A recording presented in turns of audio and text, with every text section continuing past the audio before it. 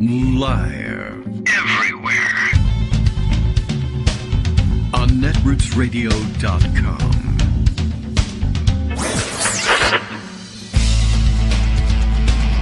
David Waldman.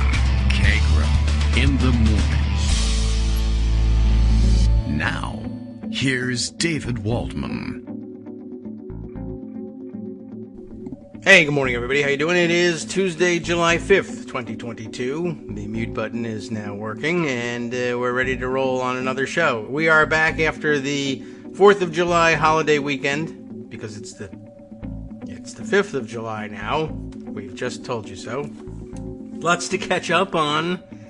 Golly. Well, of course, once again, we get to kick off the morning show post with the warning that we are under the cloud of a mass shooting. And, you know, we didn't even really get to process that one before we're on to the scare of another mass shooting, except this one a little bit weird and questionable. No doubt by this point you have already heard all about the actual mass shooting in Highland Park, Illinois, and there's a lot to talk about surrounding that, but I think probably having the holiday weekend, well, yesterday anyway, to discuss it.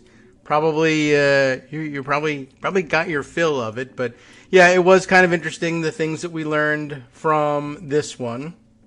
I guess the few notes I will mention on it, of course, are one, that right-wing online life, right-wing Twitter and whatever else they're using, social media. Right-wing social media immediately went to, well, you see Chicago, and therefore blah, blah, blah, blah, blah.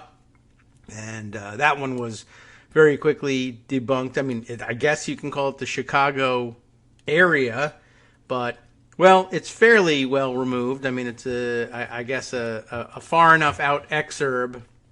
I'm sure people are going to Chicago all the time, perhaps commuting to there. But it's, I'll say this, it's no more Chicago than my area is Washington, D.C. proper, for one thing. And lots of people pointing out, very high-class suburb.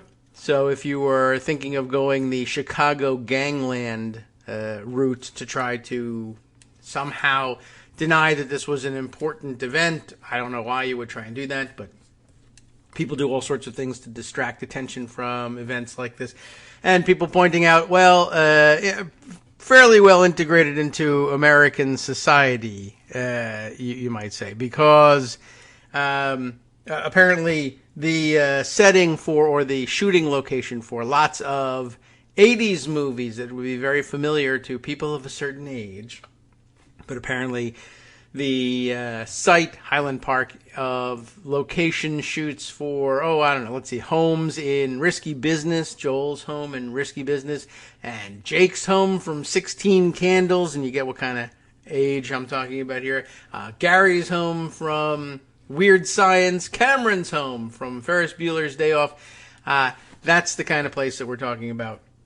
Not, gangland anywhere, for that matter. I just thought it was very interesting. And, of course, nice white suburban boy who apparently is the shooter and all this. Very nice. He's so nice.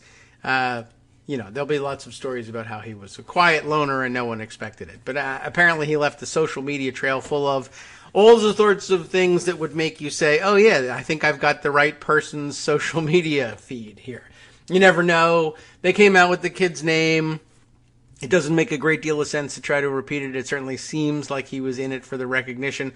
Although I will say, I was wondering whether Oliver Willis thought this was one of his Matrix glitches, that the kid's last name, I don't know, does he pronounce it this way? Is it Crimo? Like, are we really saying that the biggest crime of the day was committed by somebody named Crimo? I didn't, I don't know.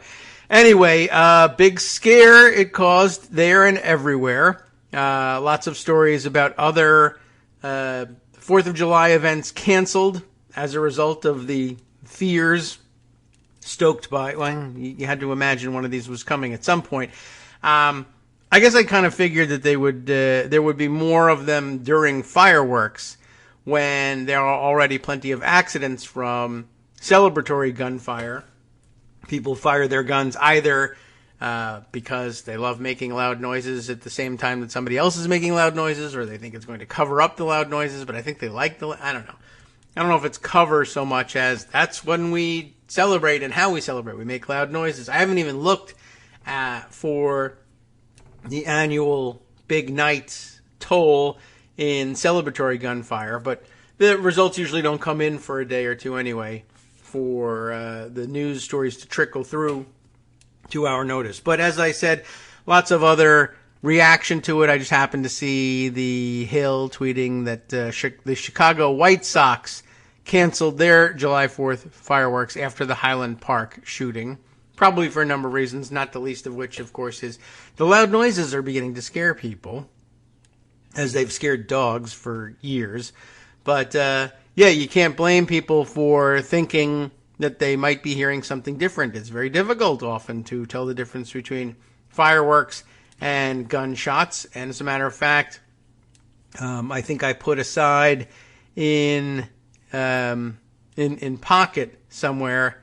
Oh yes, here's this. The Washington Post had an article on just this subject. Who are our writers here? Brian Pietsch, Pietsch, Amy Chang, Katarina Ang, and Ellen Francis. A group project on this one, putting together the story under the headline "Chaos at July 4th Events as Fireworks Are Mistaken for Gunshots." Now, there's video running beneath, which is captioned, and I'm sure many of you are waiting for me to get around to this story. 2 officers shot, crowd flees during Philadelphia concert. Well, the problem with this one is it's not entirely clear what happened here. And as the headline suggests, there's the possibility that here and elsewhere, fireworks or the similar fireworks or the like were mistaken for gunshots. Of course, it could also have been gunshots, either intentional, unintentional for that matter, celebratory. It's just so hard to tell what's making that machine gun noise in my neighborhood. But here we are. This story begins, scenes of chaos unfolded at July 4th celebrations. 4th of July celebrations. Very fancy. In cities nationwide, as the booming sounds of fireworks were apparently mistaken for gunshots, sending scores of revelers fleeing for cover. I mean, it's a long time coming. I would have thought this would have happened every year, and it might happen on a small scale every year.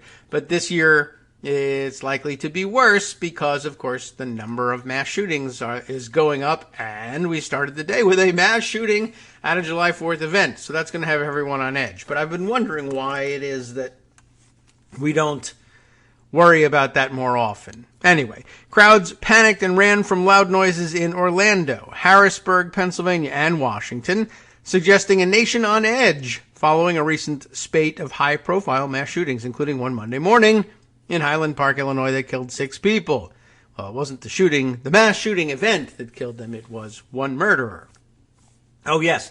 By the way, my big observation. I mean, how do you make an observation on an event like this except to say, gee whiz, I think there are too many of these things happening, and we just kind of have to maybe put a damper on it at some point, possibly, like maybe talk about something tangentially related to it in some way.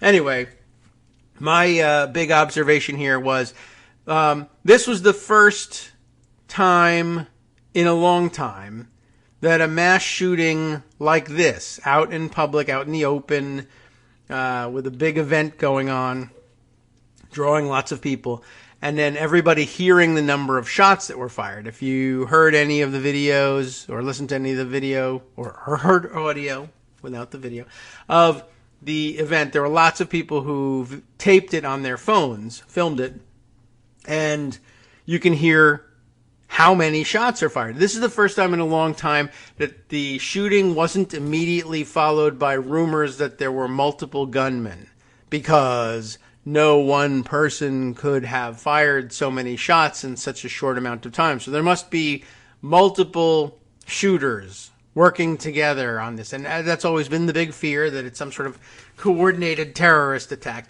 But that didn't happen this time, even though you can clearly hear something in the neighborhood of about 60 shots being fired in the short clips that I've seen. But it also makes it extraordinarily clear exactly what's going on here, is that the shooter has 30-round magazines. You can hear 30 shots, more or less, being fired. Sometimes it overlaps a little bit, but if you're concentrating, you can count about 30, and then, lo and behold, there's a gap of, a few seconds, maybe 10, and then another burst of 30 shots that comes through. And that's, of course, him changing magazines. He's firing and firing and firing until he has to stop because the magazine he has run out of capacity. If he had a 100-round drum for his ammunition, there would have been 100 shots and then time to change and then 100 shots. Look, it's common sense. The bigger the magazines you give people, the more shots they're going to be able to fire uninterrupted. Anyway, I just thought that was interesting that nobody bothered to make that mistake. We all now know and understand very clearly that any single shooter can find weapons that are capable of firing that many rounds that quickly all by yourself, and you can buy it off the shelf and no modification to your weapon is necessary. It's just a plug-and-play situation. You can buy it, and then you can be a machine gun mass murderer with no training whatsoever. So, there you have it. I thought that was sort of an interesting development, that nobody made that mistake. That was new, I thought, and interesting. All right, let's see. Other things. Yes, right. We were talking about the people mistakenly running from what they thought was gunfire around the country. Let's see. Well, at any rate, then they turn, as I said, their attention to the one that was actually a mass shooting. And the governor of Illinois speaks on this one. It is devastating that a celebration of America was ripped apart by our uniquely American plague. It was well put. That's Illinois Governor J.B. Pritzker on Monday. While we celebrate the 4th of July just once a year, mass shootings have become our weekly American tradition. And really, honestly, they're behind the times, and it's quite nearly a daily situation. The bloodshed in the Chicago suburb of about 30,000 shattered the 4th of July festivities. The aftermath of Highland Park's parade was not candy wrappers or loose streamers, but pooled blood and abandoned strollers after residents fled the scene, taking shelter for hours as a manhunt unfolded, which brings us, I guess, to point number 2. I'm probably like point 3 and 4 if I can squeeze them all in here. One, that an interesting, non-traditional, although it's getting more frequent, ending to the mass shooting, not with the mass shooter turning the weapon on himself and ending his life, or playing out the suicide by cop situation, but walking away. Apparently, the shooter decided, I don't know whether it was pre-planned or whatever, but it worked out very well for him, to shoot from the rooftops. The parade route along a Main Street business district with low-slung, single-story sidewalk shops, and he climbed up on top of one of them.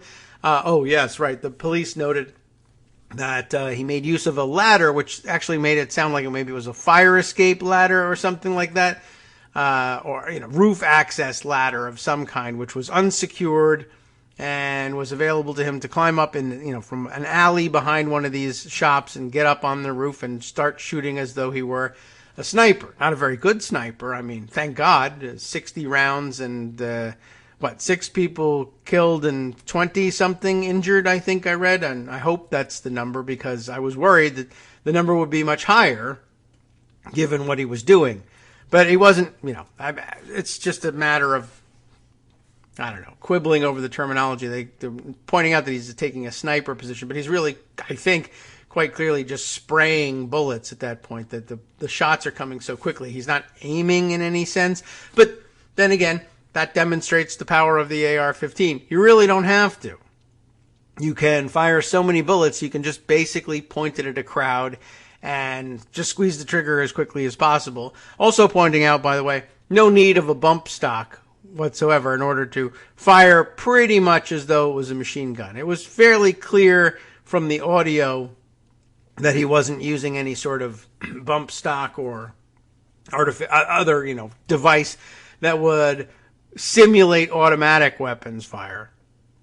But it was also equally clear, if you listen, that semi-automatic firing is quite enough, and it might as well be, it works quite as well as any machine gun. Well, yes, it's a lot faster, certainly if you're firing on automatic. But I can't imagine any legitimate demand for faster firing. So let's not all get up in arms and complain about that, Mr. Gun Nut. At any rate, yeah, it was just fairly interesting to hear them discuss things this way. And then he, I guess he abandoned the rifle in an effort to be able to climb down and walk out with the escaping crowd. And I guess it worked for a while, but somebody spotted him and spotted his clothing and the car he got into, and he was followed or chased down somewhere, spotted, and then stopped by police. By the way, arrested more or less without incident. At the same time that, well, elsewhere in the country, Akron, Ohio, Jayland Walker gunned down, to say that, I mean, that's almost not even a reasonable description of the term for what happened to him. Of course, black man being chased for I don't know what, probably traffic violation, and police video available pretty quickly, I must say. I don't know what they must have thought they were right, which is amazing that they put the body camera footage out so quickly. But yes, another marked contrast between the way they pursue suspects who are black versus suspects who are white. And I think everybody probably took note of that, as I believe one of the orders shouted by police to the Highland Park murderer was, "Do me a favor and get down on your knees," which is a marked contrast to. But if you listened to the audio that went along with the Jayland Walker shooting, you would have heard, this is always very interesting to me, is they always say, just comply with police commands. If you can make out from that audio what the hell any of the police commands actually were, I don't know. Congratulations to you. You're a savant. It's unbelievable. I always wondered whether that would make any difference whatsoever. You'd have to live, of course, for it to make any difference. Or I guess have your estate could be suing the police and whoever else over your murder. But the idea that you should just comply with police orders and then everything would be fine, and play the audio. Say, how do I comply with effer? I can't even say the words. I can, but then I'd have to bring out the censoring horn, and it's really not appropriate for this situation. But I mean, the only things I can make out is that sounded like an obscenity, and something. I didn't hear hands or don't move or police or anything like that, or there's nothing. It's all completely unintelligible. And then laced with profanity. And that's the only thing you can make out, is that guy, well, let's see. I don't know what he was asking me to do, but I did hear him call me an MFer, and that I shouldn't effing something, blah, blah, blah, and put my effing somewhere. I didn't understand anything he was saying, except that he was extraordinarily angry. And I don't know. We don't discuss that very much. Anyway, there was another aspect of yesterday's events that I thought was somewhat interesting. I would have to scroll around to find it in my feed, but I retweeted it. It was locally prominent and, in fact, nationally prominent, I would say. Chicago Sun-Times reporter Lynn Sweet, who was at the parade. She is not only a columnist and therefore well known, but apparently the Washington bureau chief of the Chicago Sun-Times. But she wasn't in Washington yesterday. Yesterday she was in the Chicago suburbs, exurb of Highland Park. Actually at the parade. I don't know, maybe she lives there. Maybe she just finds it the most excellent parade in the area. But I guess probably there in a personal capacity. Anyway, she was there. She was tweeting her experiences and some of the photos that she took. I thought this was really interesting. And I only saw one, and it was interesting. She very likely, I think, made the decision to tweet this photo out with a journalist's mind. And I think, at least the one I saw, made sure to tweet out something, one with no personally identifiable information. There were no faces shown. There was a pool of blood on the sidewalk. No victim visible. They'd been removed or had run away, or I don't know exactly what happened, but there's a pool of blood on the sidewalk. There are a few people walking by, but their heads are not in the shot. So you can't tell who they are. And like I said, selected probably with a journalist's eye. I need to convey the gravity of what's happened here. The blood will do it. And I don't want to get into the whole craziness of you're exploiting victims, or you don't have their permission, or it's wrong to do this right now, or too soon, or whatever. So she sent just this picture of the blood. And yet, still, she got too soon in the comments. And somebody who later reversed their position, thankfully, I should note that, somebody was saying, this is just, I appreciate your experience as a journalist, but this is just not the time to show a picture like this. And I mean, I didn't get into much of an argument. I just was passing by and I saw this thing and I was just like, it really is. There's nothing wrong with showing that picture. And to this person's credit, they later did say, oh, you're probably right. I think I'm just shocked and I don't know what to think. Maybe this person was local to the area. Maybe not, but just observing it and saying, all right, you know what? I might not be thinking clearly. I'm just so clearly disturbed by what's going on here that I'm not processing this correctly. So, I mean, it was nice that they sort of changed their mind about that. But I thought that was interesting that even really, I mean, she's on the spot reporting on something that happened to her personally as a journalist, though. And I don't know. I found it really interesting that there was even pushback about that.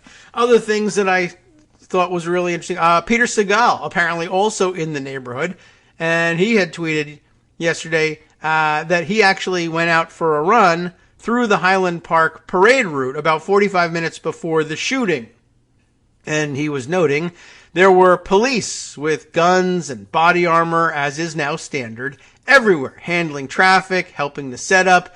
And then he notes at the end, good guys with guns every 6 feet. And yeah, no discernible impact on preventing mass shootings from happening. So that was another myth that died yesterday. The first myth being you can go out and have a good time on July 4th because it's safe in this country and the guns make us safer. And, well, that was obviously out the window. But then no number of good guys with guns were able to protect anybody from a mass shooter. In fact, hundreds of good guys with guns, deployed for just this purpose, by the way. Why else would they be in body armor? Are not only unable to stop the shooting, unable to identify where the shooting is even coming from. And the shooter walked away from the whole thing. Now, thankfully, somebody had an eye out and saw somebody suspicious, or maybe saw somebody climbing down from a building. And there were plenty of people who were tweeting that were on the spot at the shooting who said, I could see the shooter on the rooftop. So that's good. I mean, he didn't go completely undetected. And it's probably also a good thing, by the way, that even if the cops did see him on the rooftop, that they didn't just start firing at the rooftop. You can't really be shooting up from the ground and have any hope of doing very much. Not to mention the fact that your bullets go flying into the neighborhood on a very crowded and busy day.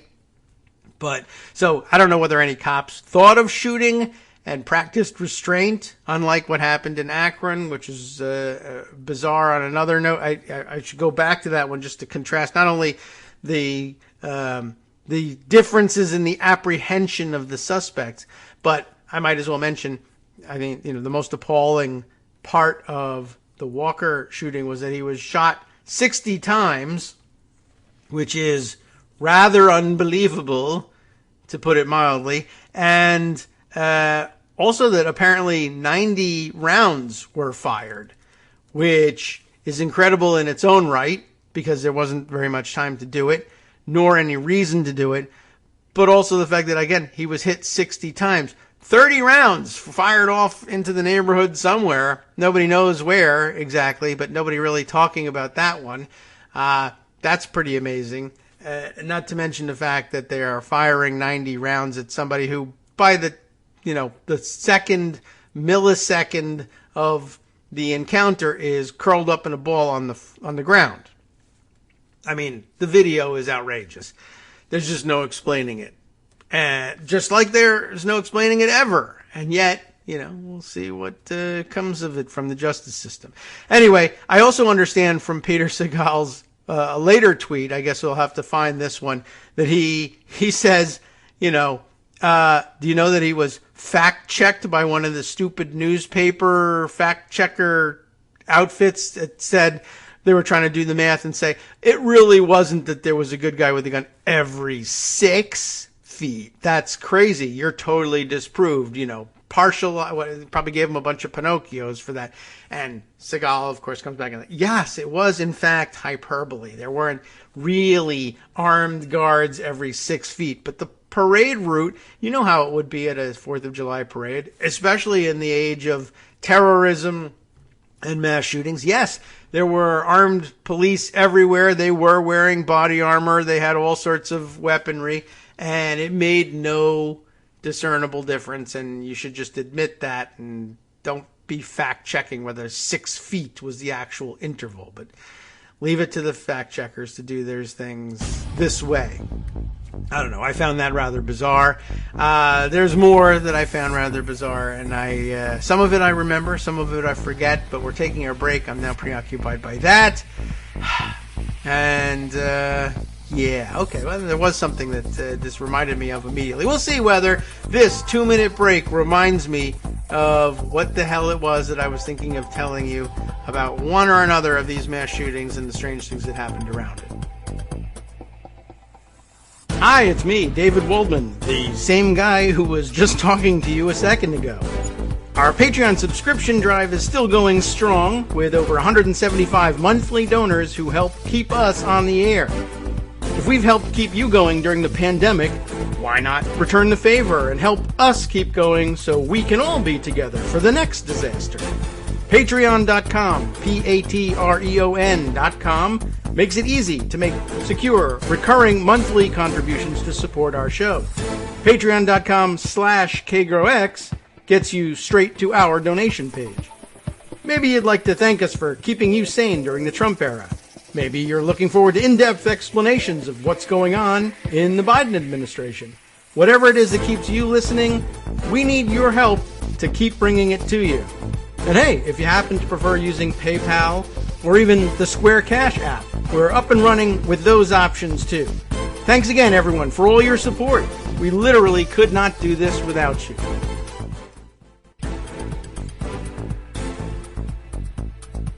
All right, welcome back now to the Kagro in the Morning Show here on Netroots Radio. Yes. So I do, in fact, remember what I was going to talk. I was just remembering that I did spend part of yesterday thinking not only about that mass shooting in Highland Park, but comparing it because it had been video. Well, I keep saying videotaped, even though there's no tape involved, but caught on video by a number of people who were on the ground there in Highland Park. The first video I saw came from somebody who was being circulated on Twitter by somebody who claimed that it had been taken by their nephew, and I'm no reason to doubt that, except that people are weird and they do strange things, and sometimes are motivated oddly by the promise of Twitter fame, however fleeting, if they can make a claim that makes it look like they're more directly connected to the event than they really are when they just came across the video on their own. But I don't know. Maybe this one was real and it had been captured by this guy's nephew. But the claim was that it was a kid with a phone who had captured the first video I saw, which I think involved the marching band playing just fine, walking by and being videoed, and then the gunfire breaking out, and then the band members beginning to run. And, well, one of the interesting things was it's not entirely clear that everyone in the crowd understands what's going on initially. I think somebody who's sitting there watching the band play and then begin to run is applauding, clapping. It's a kid, like a teenager, who I guess thinks it's funny and weird that the band is beginning to run. And that's odd. But who knows what he was thinking or what he was able to discern from what he was hearing. But the rest of the people there begin really actually very slowly to realize that this is gunfire and that they need to get the hell out of there. And then the rest of the video is the camera still on and somebody running and pumping their arms while they're running. But then you can hear a kid's voice, saying, is that a gun? Is that gunshots? And it reminded me very much of the video that I had seen the day before, I think, unless it had been Friday. But a video circulating, or maybe it was on Saturday as opposed to, this weekend screwed me up. With the Monday off, you forget which day these things happen. So the big shooting was Monday, and then it might have been Sunday, it might have been Saturday that there was video circulating from out of Georgia of a road rage shooting that took place. I don't know. But they were on the road somewhere in Georgia. I don't know if they even know what the motivating factor was. And they found the guy who did it and everything. So there's all sorts of reports out there if you really want to catch up on that one. But this is just a video, again, being taken by a kid in the minivan, the family minivan with his family. I don't know where they're going. And they are a car behind the car of the victim of this road rage shooting, and it looks like they're stopped at a traffic light or something because they're not really moving, and traffic light, I got no idea. At any rate, the red pickup truck to the right of this victim's car and one car length ahead and to the right of where the video is being taken, I don't know, I'm not certain what provoked it, but he begins shooting to the driver's left at the car to his left, which then just, good thinking, he just turns the car around, and I don't know whether he drives through or over a median or something. I'm not certain what the setting is, but he just turns, does a U-turn to the left and takes off. And he's shot, and apparently he drives himself to the hospital, and he's going to be okay, thankfully.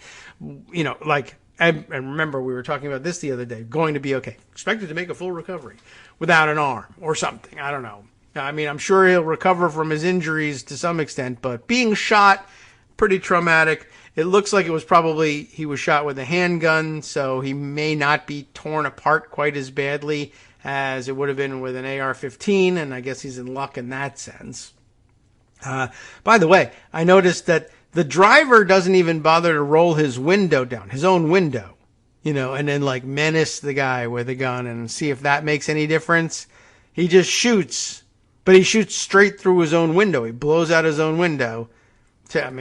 He's just so anxious to use the gun. He's not anxious to avoid damage to his vehicle or anything like that. That's okay. Now he's taking his revenge. I'll deal with a broken window. That's just a couple $100. Imagine the value of the satisfaction I'm going to get of being, arrested for attempted murder and going to jail. Oh, well, I guess at that point, the window is the least of my problems, so let's go for it. I don't know if that's the logic, but anyway, what struck me was that 2 days in a row, or nearly 2 days in a row, children had spent their time happily videotaping some event in their lives, and it was interrupted by a shooting. In the case of the Georgia road rage shooting, the kids are screaming as the video is going on, "Oh my God, is that a gunshot? Is that gunfire?" They can't believe that they're personally caught up in something like this. Of course, it did happen in Georgia. I don't know if they're Georgians, but do remember that we used to call the place Guns Everywhere, Georgia.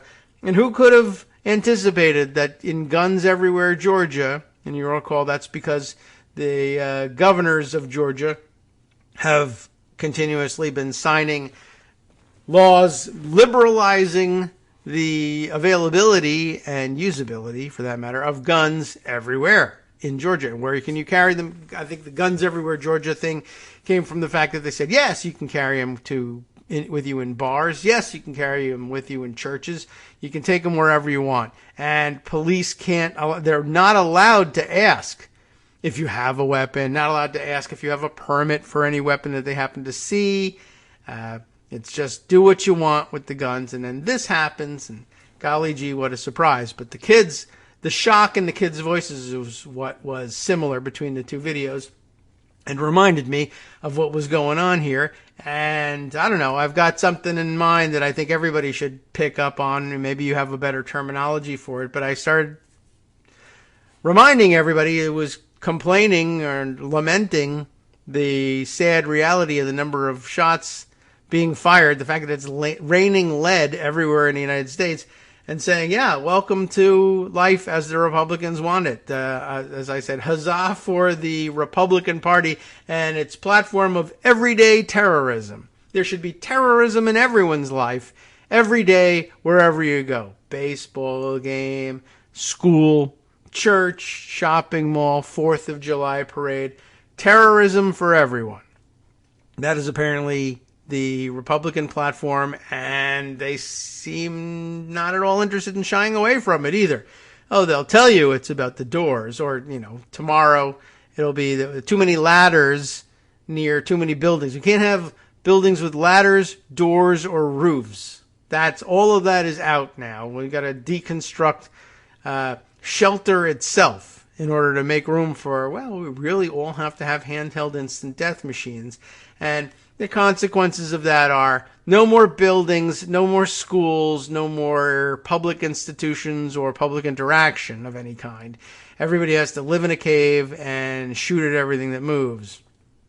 And that's exactly how we want society to be. It's a little weird. It's not how I would have designed it. But, I'm not a Republican. I can't think like them. It doesn't make any sense to me. All right. Well, anyway, there's probably more. I have things to catch up on in Twitter, some of which are not even remotely related to the shootings that were going on over the weekend, but probably some that are too, and I have to catch up on them. Oh, yes. I'm sorry. Yes, the one in Philadelphia.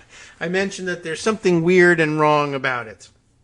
And it's not the fact that there was, another shooting or something that sounded like a shooting and got everybody worried that it might be a shooting at a big public 4th of July event, but it's something else. The circumstances of the shooting are, I haven't seen much reporting on it. I've just seen commentary on it. But, big crowd, of course, 4th of July, Philadelphia, shots ring out, maybe. No one's entirely sure about that. And two policemen are hit. Sort of, in a way. Apparently, they're both very lightly injured. I guess one was hit in the shoulder, and if you're shot in the shoulder, that's not really a light injury. But, it's not a life-threatening injury, but, that could be it for his career, for one thing, depending on how badly injured he is. The other officer was described as having been grazed in the head by a bullet. And then this weird miracle of, hey, they found the bullet that grazed his head and it's tucked up in his cap. And there's even a picture of it on the local ABC News affiliate's coverage of it. And as people pointed out, the bullet is pretty much pristine. There's this unscathed bullet just sitting in the lining of his cap. And remember, he's grazed in the head. So it's, you might say, well, in the head. And so the bullet comes to rest in his cap. That makes a certain amount of sense. But yeah, the pristine condition of the bullet makes you think that, I don't know, did this shooting happen for sure? One of the better explanations given for it was that maybe it was even just the result of celebratory gunfire from somewhere.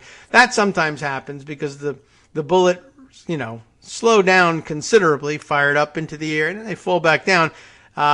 They can come down at, significant velocity, of course. Gravity is pulling down on them, but it's less than being fired out of a gun directly. Sometimes just the height that they're falling from is enough, and they'll bust through your roof. If it hits you, you can absolutely be killed. People are killed all the time by celebratory gunfire. But also sometimes these bullets sort of come to rest and are found, and they're in pretty good condition when they're found. So it's possible that that's the case, although I don't know how close he was to the other officer who was shot in the shoulder, but if the gunfire was coming from relatively far away, such that the bullets are, coming to rest in your hat unscathed, it's less likely that two police officers, at random would have been the ones that were hit and nobody else was. I don't know, but there's still a lot unexplained about this one, and I saw people commenting on that, which I think was kind of odd, to say the least. Our friend NYC Southpaw was the first that I saw commenting on it, but I think he was one of many people commenting on it, saying the public facts out of Philadelphia are a little weird and, to my eye, pretty characteristic of reporters uncritically repeating what cops tell them. One cop winged, another grazed, a pristine bullet found tucked in his cap, and no other reported injuries. What? It does seem kind of strange, doesn't it? And there's a police handout with a photo that appears in the Philadelphia Inquirer story. They kind of went straight to print with the story they got told by the police, which is, a bit unusual, to say the least.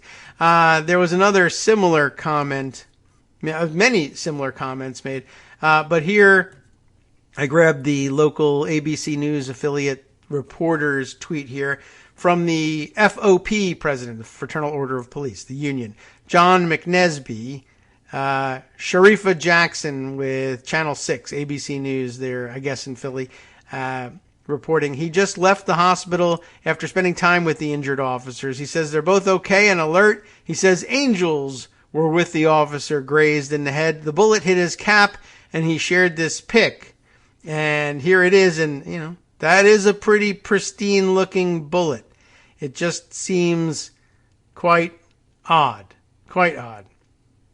So, anyway, and then lots of people in the comments saying interesting things like, ask McNesby why he supports the Pennsylvania State House candidacy of a Bucks County person who is known to have had leadership in a Three Percenters militia. And ask them again about how Proud Boys like Zach Rail were welcomed into his Philly Lodge 5 as drinking buddies. Well, those are all good questions.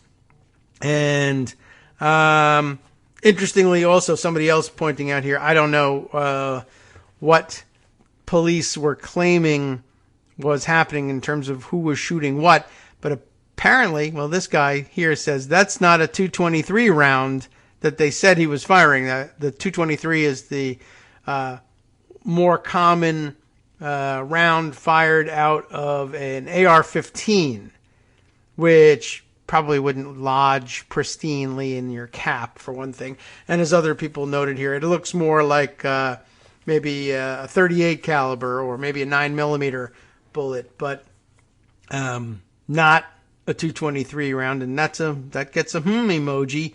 I don't know. It just seems like a lot of weirdness and, a lot of maybe appropriate pushback on this thing, too. I wonder how that one will play itself out.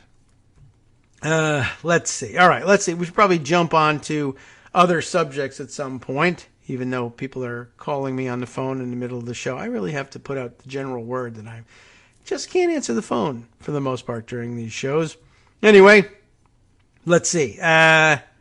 What other things do we need to add to the roundup of today? Let's see. I got to click on some of these because they're just Twitter notes, and in Pocket that doesn't tell you anything about it. Just tells you whose tweet it was, and sometimes you can't guess what was going on just from that. Oh, yes. All right. There's more other things to catch up on. Let me start with this one here. Why not?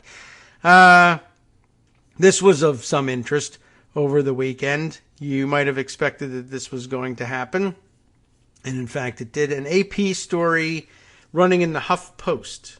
Sarah Rankin is the writer here. And the headline, Supreme Court, remember them? Supreme Court asks state officials to stop protests outside justices' homes. Isn't this interesting? Remember, of course, you're not allowed to protest outside of a Supreme Court justice's home because reasons, unless, of course, you want to. I guess if you want to protest outside of somebody's home, you're going to have to do it outside of an election official's home, because that apparently seems to be okay. But they don't want to hear from people who disagree with their ruling, and you should listen to them because these robes that they have are very majestic looking, and that apparently is the only reason. But they want to use, interestingly, state officials to take care of this, even though the federal government rushed to their assistance. But it's interesting that they're turning to states. A U.S. Supreme Court marshal suggested, and this is actually a Supreme Court marshal, how do you like that, suggesting that laws in 2 states prohibit picketing outside of the homes of justices. Let's see what they mean.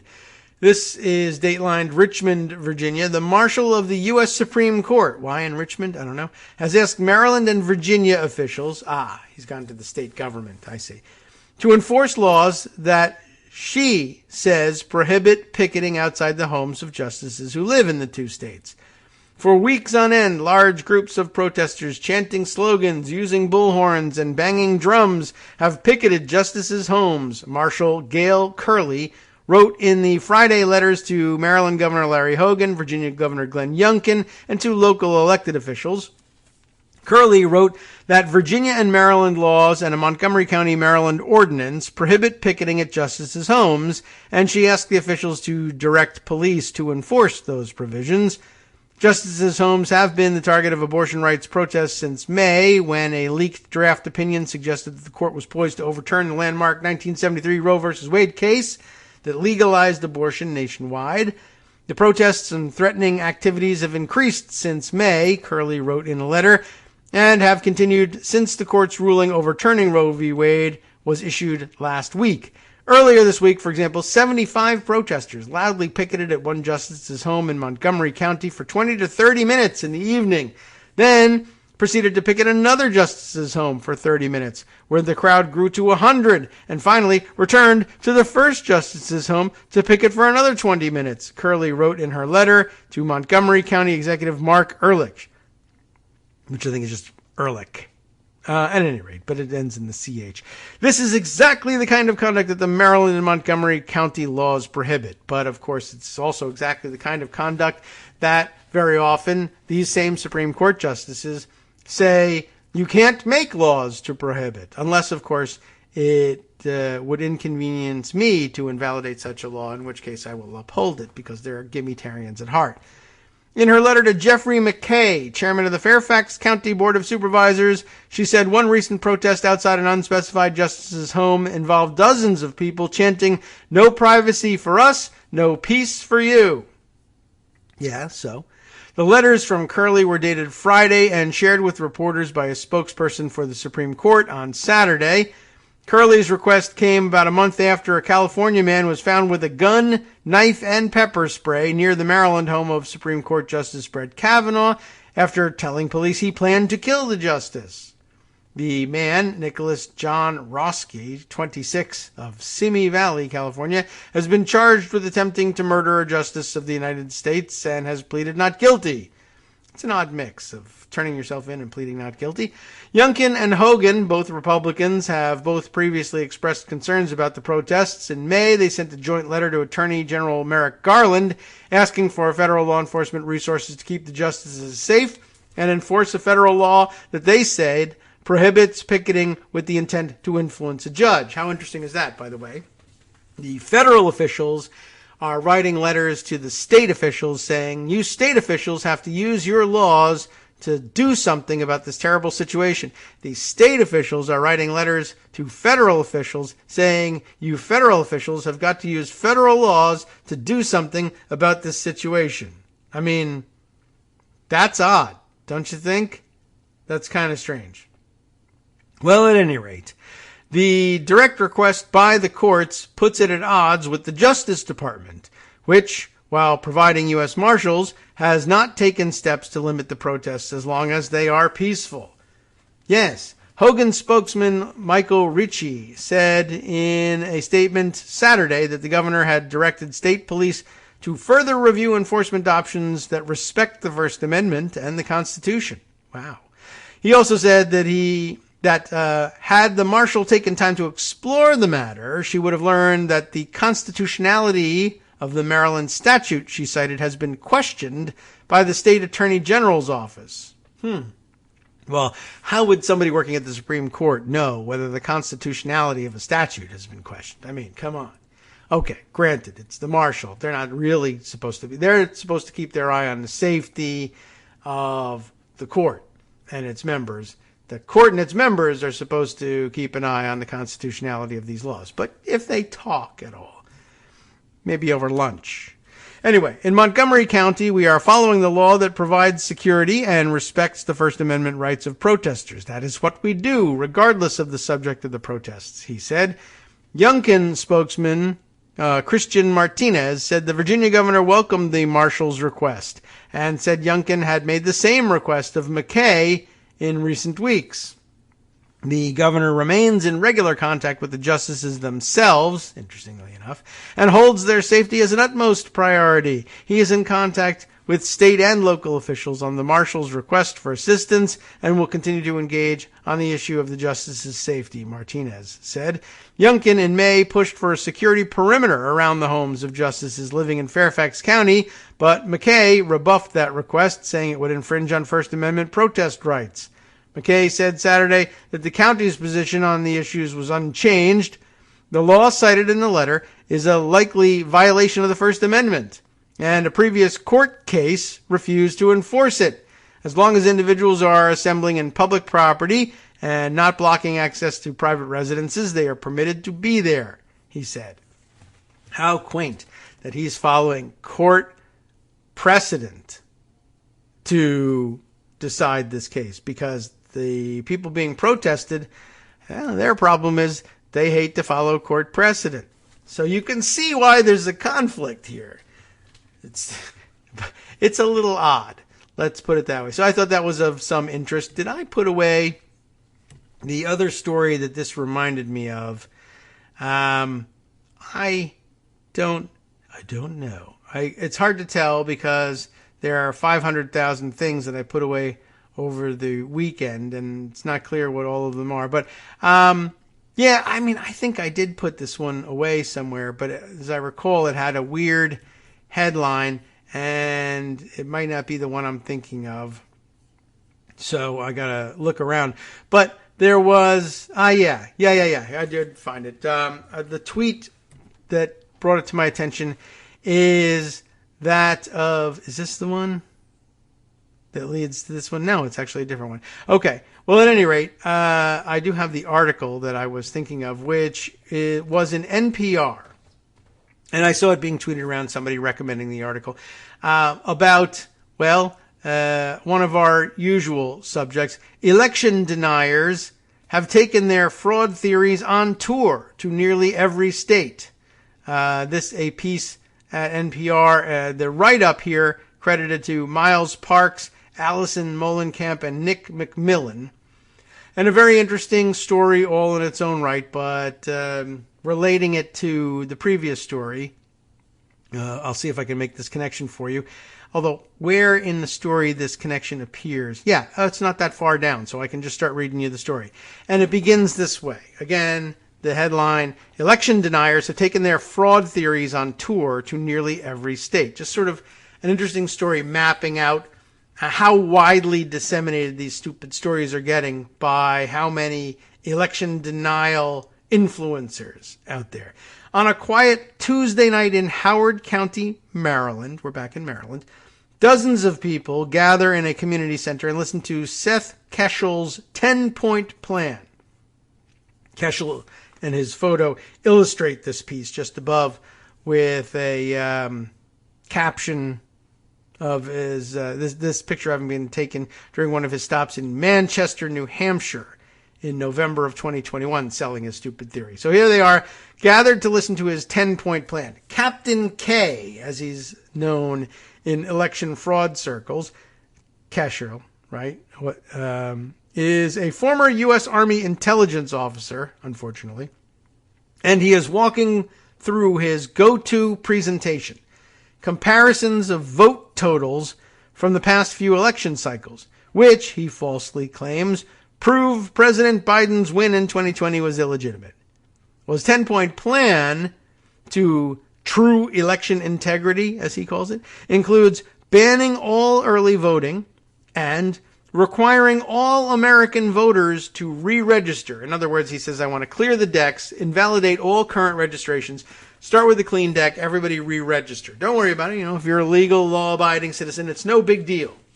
I just thought that was interesting all by itself because, of course, if you ask Keschel, I'm sure, about, well, we'd like to make it so that people have to, say, register their guns or something like that. Well, why are you punishing law-abiding citizens by making them register? Or even register again? And you're going to use this registry to hunt us down anyway. This is a violation of our privacy. All right, well, fine. We'll forget that. Let's talk about your 10-point plan for election integrity. Right, okay. My plan is everybody in America has to re-register. But why are you punishing law-abiding citizens? Oh, it's no punishment. Registration's not a big deal. You just fill out the paperwork. But then when I said that about guns, yeah, but that's about guns. I'm talking about voting. You can absolutely do that about voting. God gave us the guns. Voting is just a privilege. I mean, that's what's used to justify a stupid stance like that. But there it is. But that wasn't even what I came here to talk about. I was talking about the fact that he like another similar influencer, speaking to audiences around the country, there is David Clements, who more than 1,000 miles away the next night is speaking to an audience in Minneapolis about pretty much the same thing. And professorial, as they describe him, in his tan blazer with a graying beard and unruly curly hair. He begins his presentation with a prayer, and then he goes to his slideshow. Everybody's gasping occasionally at the stupid misinformation that he is presenting to them. And then he says, you got to take this to the offices and homes of your local officials. He says, they respond to fear. You need to hold these institutions with, not in, but with the contempt they deserve. Like the thing people are doing outside of justices' homes.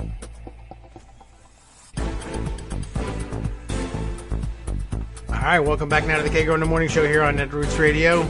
So yes, you get the point as we were exiting. We probably could have used a few more seconds to wrap that point up, but then we'll continue with this story anyhow, so we're going to get right back into it. But I just thought it was interesting that basically, the gimmitarian situation that is developing along these lines are that, it should absolutely be illegal for liberal protesters to protest outside of the homes of Supreme Court justices, but at the same time, it should absolutely be legal and should be, in fact, encouraged by Republicans that conservative protesters ought to be protesting outside the homes and offices of elections officials. Now, granted, in this, in all fairness, to the extent that anybody is due any fairness, he does say that this should happen outside of their offices. And ostensibly, that's a difference that probably Republicans would point to and say, yeah, you see, it's okay to protest at offices. Of course, unless you end up protesting at their office, in which case they want to enforce that or some other similar rule. Again, you can't be protesting here in my office. So I have to go. Sometimes my children will come here and visit, or my wife will meet me for lunch, and how dare you? So, as the situation warrants, they just ban protests around them and permit protests around those they don't like quite as much. But I thought it was interesting. And, like I say, they'll probably point to and say, look, see, office versus something. Well, the key phrase here really is they respond to fear. You need to hold these institutions with the contempt they deserve. I mean, it's bad syntax, but I don't think that the fact that he's pointing out that they respond to fear and they need to be held in contempt and you need to treat them that way really bespeaks any sort of civilized restraint necessarily. Well, we're simply going to be having tea outside of his office. Well, how is that fear? How are they responding to fear in that sense? Well, the fear of getting reelected. I don't know. I don't think so. But by the way, compare that to, for instance, just to bring things back to Jayland Walker, who we mentioned earlier, having been gunned down in a literal hail of gunfire. And if you, I hate to recommend that anybody view the video of that incident, but if you are the kind of person that isn't going to be terribly disturbed or traumatized by doing so, I recommend that you take a look at it, just because that shooting is like some kind of farce of a Wild West show. How long they're firing and how much firing is going on is incredible. And when the day comes that they play that tape in court, it's really just going to damn all the officers who were on site there. Not that that necessarily means that they're going to be held responsible, liable, or, and civilly or criminally guilty of anything, because, hey, qualified immunity, et cetera, et cetera. And golly, I'm sure they were in fear for their lives, because, as it was said by right-wing activists on social media, well, you know, Jalen Walker, he had a gun in his car. He had a gun in his car. Not unlike the guy over in Georgia who had a gun in his car and used it to shoot the guy in the car next to him right in front of the kids in the minivan behind them. And yes, he was arrested, but, you know, he had a gun in the car. So that means you can shoot him 60 to 90 times. But they didn't. They arrested him, and who knows whether they gave him Burger King or not.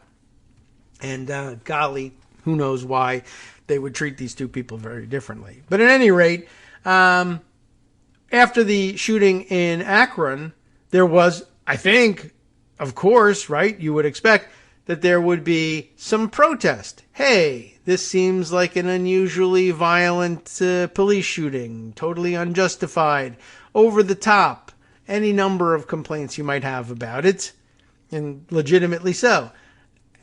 The protest of which is met with, of course, tear gas, truncheons, riot gear, threats of mass arrests, all sorts of police violence. And by the way, I noticed a very interesting photo included in some of the stories about this. The Akron, they're protesting outside of, I guess, Akron police headquarters, and the police have turned on.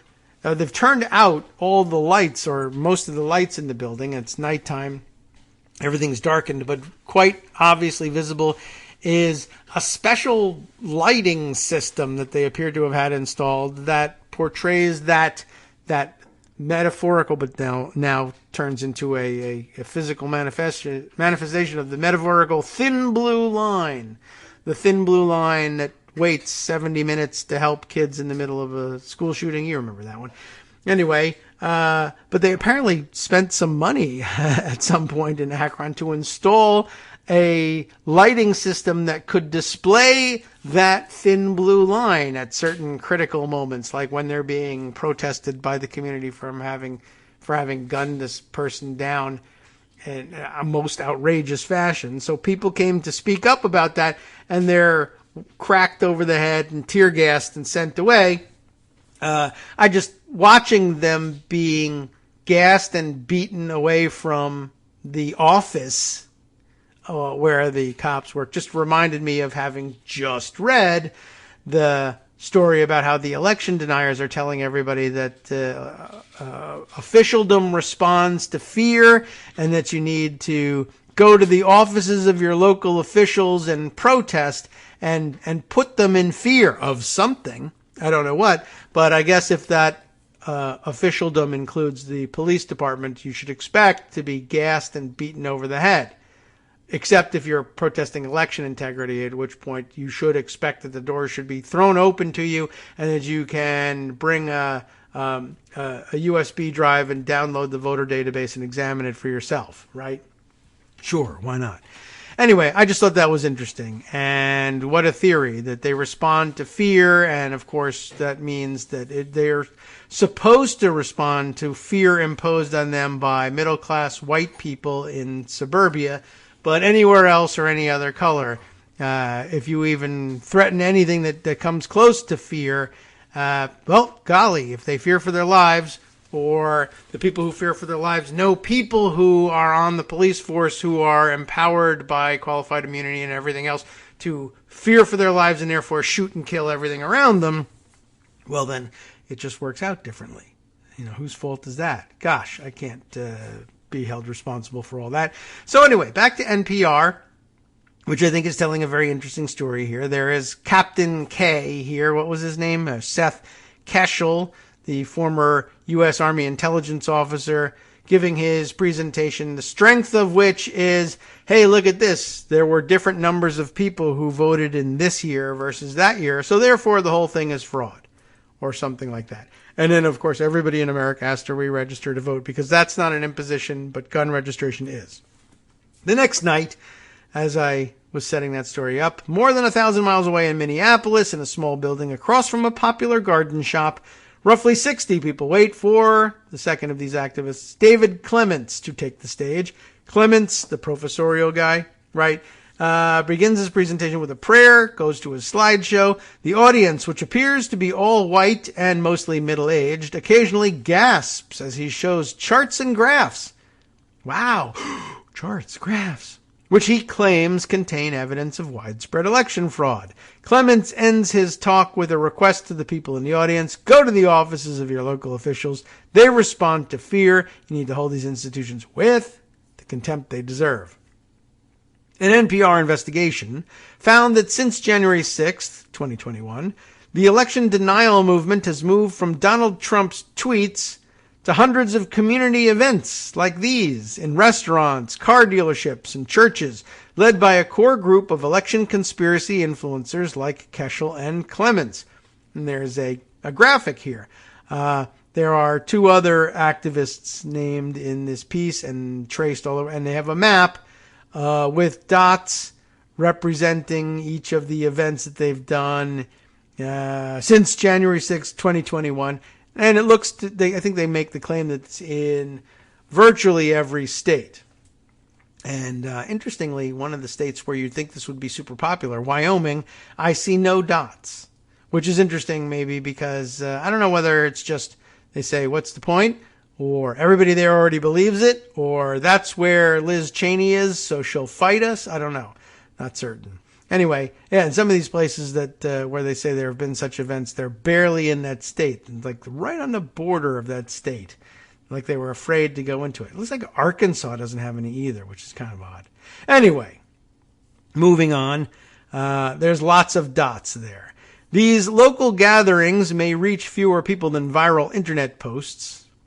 Maybe. Some of these viral internet posts don't really reach that many people. Anyway, but they seem to effectively spur action by regular people who are motivated by their almost evangelical intimacy. It's this constellation of election conspiracy theorists, said Chris Krebs, former, you remember the name? Former Department of Homeland Security official in the Trump administration, who oversaw the federal government's election security efforts in 2020. You can see the complexion of local politics shifting as a result. They have decentralized post-January 6th and are really trying to effect change at the lowest possible level. NPR monitored the election denial influencers through events advertised on their public social media accounts, the websites and social media accounts of local organizations, events that NPR attended, video footage, and news reports over the past 18 months. 4 prominent purveyors of voting misinformation stood out, crisscrossing the country to appear at least 308 events in 45 states and the District of Columbia. NPR tracked Keshel and Clements, as well as Douglas Frank, whose misleading claims to have discovered a secret algorithm that swings vote totals across the U.S. His methodology has been widely debunked by voting experts. And MyPillow CEO Mike Lindell. The scale of their movements paints a portrait of an election denial movement that has evolved into a nationwide force beyond just swing states, and despite the January 6th committee's investigations and efforts by voting officials at every level to combat disinformation. NPR's investigation is the first such effort to document the scope of these influencers. It's an existential threat to American democracy, said Franita Tolson, an elections expert at the University of Southern California. If the numbers get big enough, it's unclear whether we will survive it. This next section, entitled The Chain Reaction, begins with Carly Copes, K-O-P-P-E-S. Carly Copes, who runs, let's say Cops, who, like the TV show Cops, who runs elections in Weld County, Colorado, says she noticed a tone shift in her county after Douglas Frank came to town.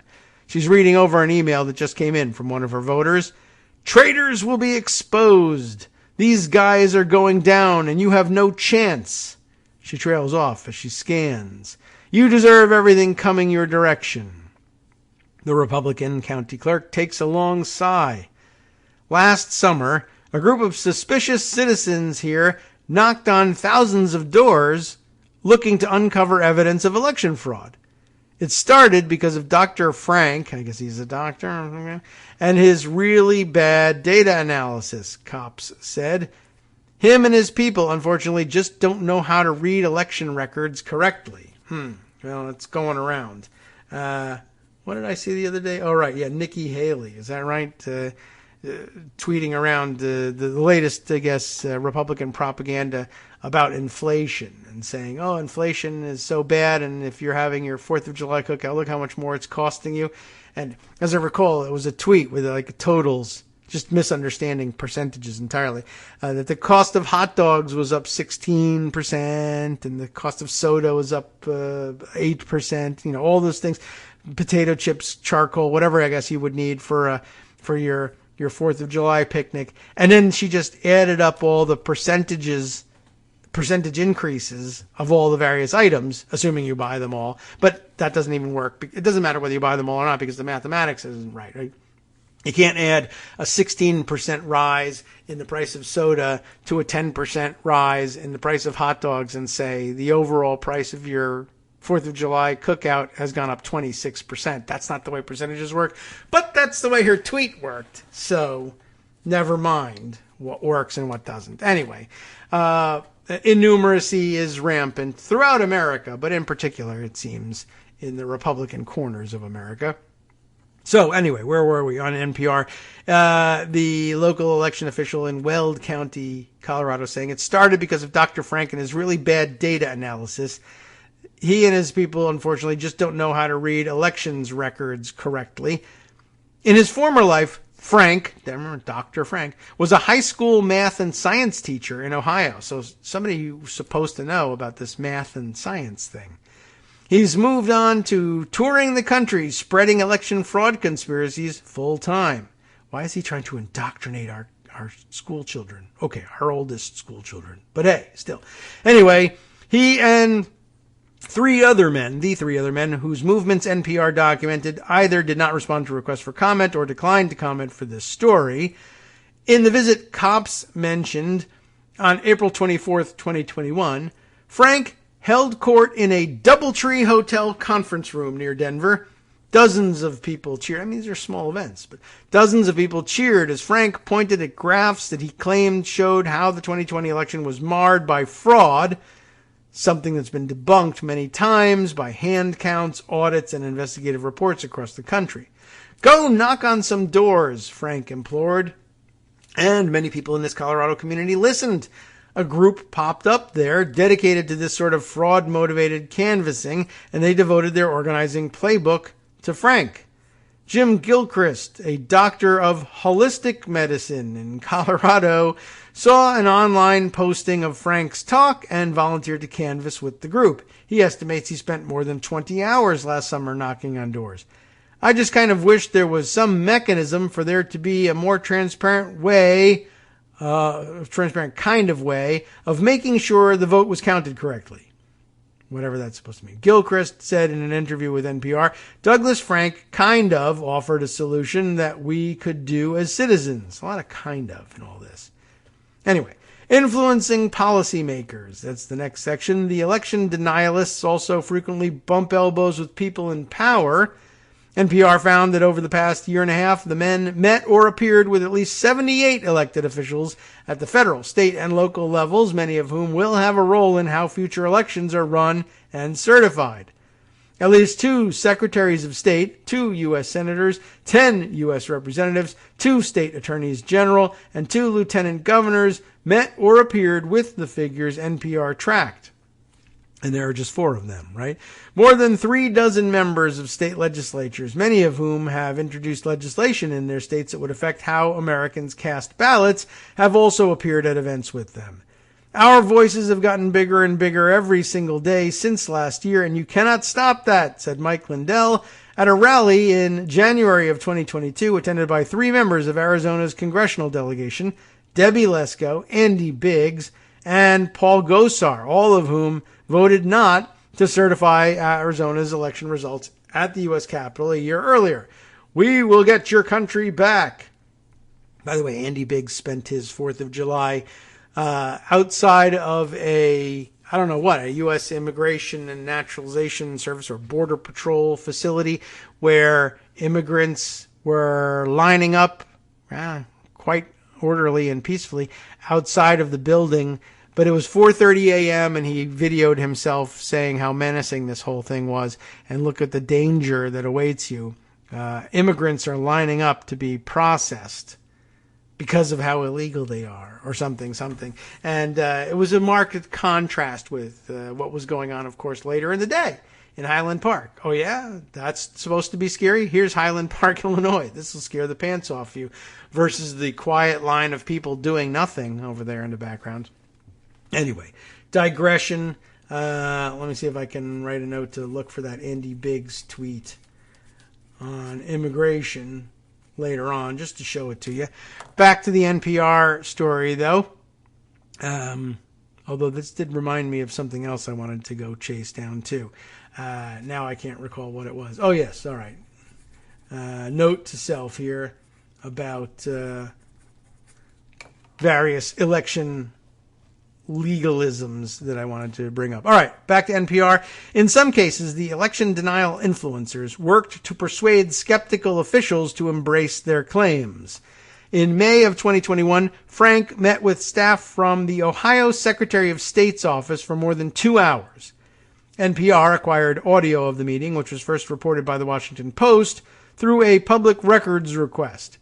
The staffers in the meeting pushed back on Frank's many fraud accusations, and at one point, he responded by threatening to send unauthorized people, or plants, as he put it, into local voting offices. So, you have a meeting with the guy, he makes his pitch, and you're like, you know what, I'm just not convinced. Oh, yeah? Well, we're going to conduct secret operations against you. That seems, balanced and fair. Excellent. Thank God we were here doing this. We have plants everywhere that go into buildings where your machines are on, when your machines are on, and capture your IP addresses. We have those. Not necessarily in Ohio. Remember where he's meeting with the Ohio State Secretary of State here. Not necessarily in Ohio, but we can arrange for that, Frank said, his voice rising. So all I'm trying to point out to you, is that this is coming. Be ready. And I'm not trying to fight you. Do you see that I'm trying to help you? He sounds very helpful. We're going to break into your buildings and capture your IP addresses. I mean, I guess that's supposed to sound like technical and therefore beyond maybe my understanding, and so therefore scary. But I mean, you're going to get my IP address. I'm a public office, and you're going to get my IP address. I mean, you can get my IP address. Like, if you log on to secretaryofstate.ohio.gov or whatever it is, I don't know what you can get their IP address. You can convert that into an IP address. It's numbers, yes. And then what are you going to do? But the thing is, I'm going to get it. We can get it. I don't have it, but we can get it. Just want you to know that. We're going to send plants in. You can do it from home. The thing is, getting an IP address doesn't mean anything. I think, among these circles, you say, well, if I have the IP address, that means I can access them by the internet, right? Right. Okay, I'll agree with that. And if I can access them from the internet, then I can hack them, right? I see where you're going, but I mean, you're talking about you can hack the website of the Secretary of State? Yeah, I guess, maybe. You might be able to do that. And if I can hack the website and the computer systems, let me just blur the line there, of the Secretary of State of Ohio, then, well, you can see what could happen. I can tamper with the vote. Don't you see it? No, I mean, if you can get into the website the public-facing website of the Secretary of State's office. That doesn't say anything about getting into the systems whereby they process registrations or count votes or anything of the sort. No, that doesn't follow. Oh, well, it's all on the computer. It's all on the interclouds. Okay. Now I see where you're going. Thank you for coming. Well, everybody can see this. I'm going to present this tomorrow at the Doubletree Hotel. Does everybody know? Can you see here the intercloud webs? You know all about that. Remember that time that you wanted to, you were saying, oh, I want to buy shoes, and you Googled up shoes, and then the next day you got an ad about shoes? Huh? Okay. That did happen to me. Therefore, the election is stolen. These Doubletree cookies are warm, just like they say in the ads. This is unbelievable. So, therefore, you become convinced somehow that this is going to work. So, that's the big threat. We're going to get your IP address. Well, no wonder that staffers in that meeting didn't budge. But shortly after that meeting, someone did attempt to breach an elections network in Lake County, Ohio, though a state official told NPR that no sensitive data was ultimately accessed. The 4 election denialists, and by the way, they'd point to that and say, see, you can get into the Lake County, Ohio elections network. Yeah, I mean, no one said you couldn't. It's just that it doesn't follow from getting the IP address of the office where they host that has a website. I mean, if you get the IP address of the actual network between the offices, that would be something. If they store sensitive data on there, you'd be able to get that sensitive data. But apparently, they either don't or you weren't. I don't know which. But no one can dispute that if you got access to critical computing assets, you would be able to do some damage or something. Although it's not necessarily the case that you would be able to change vote totals, which is your claim. But it's also just not the case that getting the IP address, whatever that's supposed to mean, at a building when their machines, whatever machines they may be, are on, which they don't need to be in order for you to get the IP address. Whatever. I mean, what were you going to do with this information? I don't know. I have no idea where they were going. They're crazy people. How could anybody know? All right. Let's see. There's more, of course, to this story, except it's just that I got to remember which tab I'm looking at. Yeah, okay. So where were we? Remember, I'm not trying to fight you. Don't you see I'm trying to help you? The staffers don't budge. Somebody breaks into or attempts a breach of the elections network in Lake County, Ohio. No information is accessed. The 4 election denialists also appeared with well over 100 candidates for local, state, and federal office in the 2022 primaries.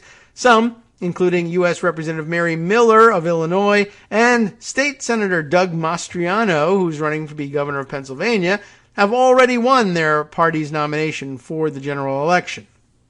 Next up, a fraud evolution.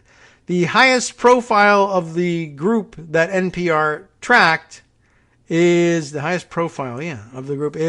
of, I guess I should say, MyPillow CEO Lindell, a prominent and longtime Trump supporter. Lindell says he has spent millions of dollars on his crusade. I kind of hope that's true, actually, which started almost as soon as ballots were cast on November 3rd, 2020. Sometime around March of 2021, he brought Frank into the fold, and Frank's popularity skyrocketed. I went from being completely mum to suddenly 10 million people knowing me in about a week, he told a group in Utah last July. Frank often speaks at events with Keschel and Clements. Clements is a lawyer and a former professor at the New Mexico State University Business School who was fired for not complying with the school's COVID policies, of course. Keschel is a retired Army captain and veteran of Afghanistan. While those in the group often repeat talking points and appear together, they don't necessarily coordinate appearances or strategy. And other than Lindell, they were mostly unknown before 2020. Now, they're influencers in a movement with online followings of hundreds of thousands of people. They even promote merchandise like t-shirts, books, and body lotions, along with their election misinformation. Sure, why not? Michigan Secretary of State Jocelyn Benson, a Democrat, says they're using election fraud as a vehicle to advance themselves. There's no shortage of ability to access the truth about our election system. Yet, there seems to be a proliferation of people willing to lie about it. I think it's logical to conclude that they know better and that they're knowingly spreading misinformation to win elections, to raise money, to gain attention and celebrity. Benson says her office has been a direct correlation says they've seen a direct correlation between election denier events in Michigan and a rise in harassment toward voting officials. We've, of course, covered this ground before, but, I just thought it was an interesting contrast to what they allow elsewhere. Hi, I'm Scott Anderson, the guy that writes the daily summary for this show, Kagro in the Morning. Thank you to everyone that supports this show. Many of you send donations through PayPal, Patreon, Square Cash, Radio Public, and so on. Some of you write your own essays and send them in, or read articles with your own commentary. We appreciate it.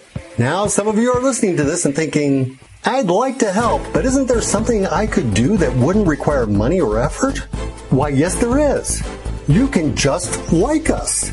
On Daily Kos, they call it the recommend button. YouTube has a thumbs up. There are hearts and likes and love buttons. Tap our love button. Tap our love button every day. Share our shows and summaries on Facebook and Twitter, YouTube and iTunes, Stitcher and Amazon. Most of these places allow you to write a review, so a sentence or two would be great. Recommend us to social media, or tell your friends to listen to the show. You aren't just helping us, you're helping them find their new favorite thing to listen to. You could change the world. So thank you in advance from me and everybody else in the world.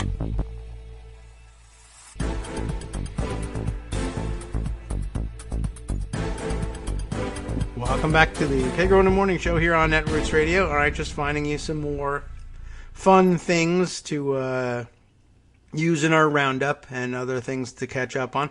Let's jump back into the NPR article because I think it's a great jumping off point for discussion of a number of things and a great underlying story as well. So where were we? Yes, right. The Secretary of State in Michigan, Jocelyn Benson, was saying that there's a direct correlation between these election denier events and the rise in harassment towards voting officials. And how interesting it is that the Republican line is, run around the country and tell people to protest outside the homes and offices of officials that they don't like, but that they should invoke state and local laws to prevent the protest outside of the homes and offices of officials that they do like, whether that's the Supreme Court justices banning abortion or police who like to shoot people and fire their entire magazine into people who are already down on the ground, and to do it 10 or 12 at a time. Okay, let's see. There is more from Benson here, who first notes that direct correlation in the appearance of election deniers and then the rise in the threats. Whenever there's an appearance in which the former president or Lindell or others come out attacking our system, we know to expect an uptick in threats, and we add additional security as a result. That's because election denialism has grown from a political movement into something almost religious, said Copps, a Republican county clerk in Colorado. There's just so much that is incorrect that they just keep repeating and repeating and repeating, Copps said. And then, as soon as I have absolutely blocked off that path with actual correct information, they just move that goalpost. And they just keep moving the goalposts and moving the goalposts.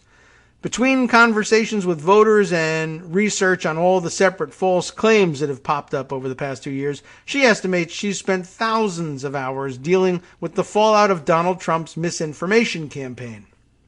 At this point, she says she's had to stop engaging with voters who are unwilling to listen to her. Some of these people really truly believe that they're doing the Lord's work, Copps said. But I think at the end of the day, they so desperately want to believe what they're being fed that they're using all means to justify what they're doing. Yeah, I mean, that's the heart of the problem.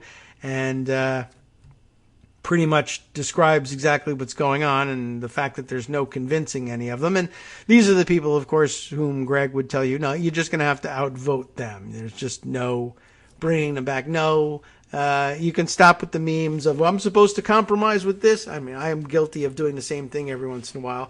And it's illustrative, but yeah, you can't deal with them. You'd have to outvote them. I guess the real problem is that it seems like the share of the Republican Party which you can't deal with and simply have to outvote is increasing. Luckily, there's also the question of whether or not their raw numbers are increasing. And if they're not, then you are capable of outvoting them. But it's just difficult. And of course, there's the added danger of them saying, well, it doesn't matter if you outvote us because we're going to claim that your votes are invalid and our votes were undercounted. And if we're in a position to sign a document, as dumb as it is and as facially ridiculous and improper as it is, we're going to do it anyway, and people are going to have to take us seriously, at least briefly, in court, then that's an issue. And of course, if you get a crazy judge or somebody who doesn't understand what's going on or somebody who's just highly motivated to understand it the way he wants to versus the way the actual argument takes you, then, well, you're going to have to deal with it for a little longer. You're going to have to take it seriously in appellate court too. And then, once it gets to the appellate level, strange things begin to happen. Yes, all the logic says that it should have gone the other way, but the fact is that we're here at this stage of the process, and therefore a different kind of analysis kicks in. And despite the fact that it was facially ridiculous to everybody, it's now here, and we have to consider it in different light, and dumb rules get made up, and theories are invented, and there you go. Speaking of theories that are being invented, and here's where we could, one of these days we're just going to have Armando come back and explain the intricacies of what he's been thinking of with respect to the case that's coming next time around. Moore versus I don't remember who. But the Moore case, which is the vehicle by which the weirdos in the Republican Party, and I include in that the justices of the Supreme Court, intend to take up consideration of the so-called independent state legislature theory, which isn't a thing, but got invented recently as a cover for their gimmitarianism. But actually has some roots. I keep saying it's made up. The version that John Eastman wanted to use to justify his crazy theory for why Mike Pence should be able to do what he wanted to do. Or he didn't want to do it, but why Mike Pence should have been able to do what John Eastman wanted him to do is, I think, only loosely based on a thing which kind of sort of does exist, but doesn't really predate like Bush v. Gore. So not very old. It's 20 years old now. The independent state legislature theory. But the thing is, it's been invoked, to the extent it's been invoked at all, it's been invoked to justify whatever the hell Republicans wanted at that moment. It's a very gimmitarian-ish kind of a doctrine. Sometimes when they need to stop vote counting in Florida, it means that federal courts can intervene and define for state courts and state governments what they are and aren't allowed to do with respect to their administration of federal elections. And sometimes it also means that no, state governments are in fact totally sovereign and we got to get out of the way, and the federal courts have no role whatsoever in telling the states what to do. It just depends on what the situation is. If Republicans need to win this way, well, then this is what it tells states they have to do. If Republicans need to win that way, well, then this is what it tells states they need to do. And it's been garbage from the start. But let's see. Recently, I meant to get to this last week, and it just didn't make it. Let's see. I have two articles, and there are many about this case, but the one that I was worried about or disagreed with most obviously, for me, was in Just Security, which is usually pretty solid on these things. Helen White wrote this piece for Just Security, and I don't think I'm familiar with Helen's name. So let's see. We'll go and take a look at about the author. Helen White, who's on Twitter out there, H-E-B White, is a counsel at Protect Democracy. So, it's not a Republican trying to, tamp down fears about this thing. She's just trying to be realistic. Helen White is counsel at Protect Democracy on the Elections and Voting Rights team, where she leads Protect Democracy's work on the independent state legislature theory. So, but this is an important person and maybe somebody who I wish I wouldn't have any disagreements with. But I had my doubts. Let's see. And I'm trying to remember where I might even find my own tweets about this theory, and I can't remember whether I can't remember any of the words that I was using in disagreement. Well, let me read you the article, and maybe that will spark my memory about this. But the independent state legislature theory, the headline says, should horrify the Supreme Court's originalists. Well, sure. Okay, great.